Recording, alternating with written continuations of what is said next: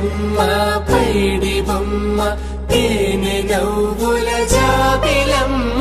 లేని సాకులు చెప్పకమ్మ పట్టువోణి కట్టవమ్మ నాన్నయదపై నిన్నటిదాకా అల్లరి ఆటలు ఆడినా చిన్నారి తల్లి లేత భుజములు నేడు చీరలు మోయునా